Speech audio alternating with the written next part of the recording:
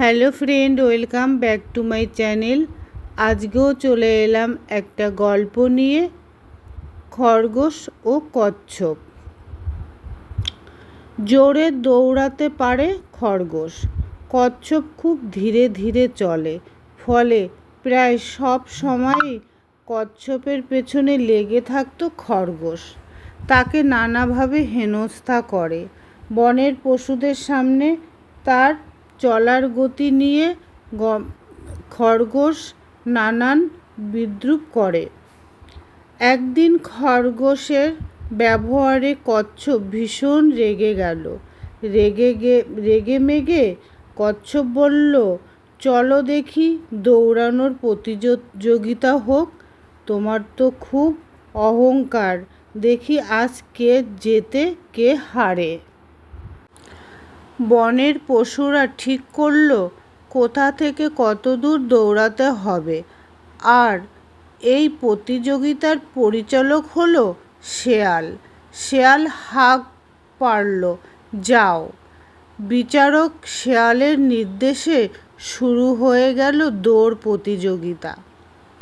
সঙ্গে সঙ্গে খরগোশ দৌড়ে সবার চোখের দৃষ্টির বাইরে মিলিয়ে গেল, কিন্তু কচ্ছপ আর নিজের ছন্দে মন্তব্যভাবে হাঁটতে লাগলো। কিছু দূর গিয়ে খরগোশ পেছন দিকে তাকিয়ে কচ্ছপকে দেখতে পেল না।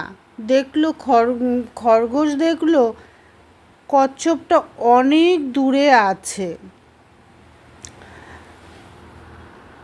কচ্ছপ অনেক দূরে আছে দাঁড়িয়ে ভাবল খরগোশ, কচ্ছপ আসতে আসতে অনেক সময় লাগবে, আমি ততক্ষণ একটু বিশ্রাম করে নিই। গাছের নিচে ঘাসের ওপর দাঁড়িয়ে খরগোশ বিশ্রাম করতে করতে ঘুমিয়ে পড়ল। ফুরফুরে বাতাসে একসময় সে গভীর ঘুমে আচ্ছন্ন হয়ে পড়ল। খরগোশের ঘুম যখন ভাঙল তখন বিকাল। আড়মোড়া ভেঙে তাই ছুটতে লাগলো খরগোশ, কিন্তু কচ্ছপ যে তার আগেই নির্দিষ্ট স্থানে পৌঁছে গেল।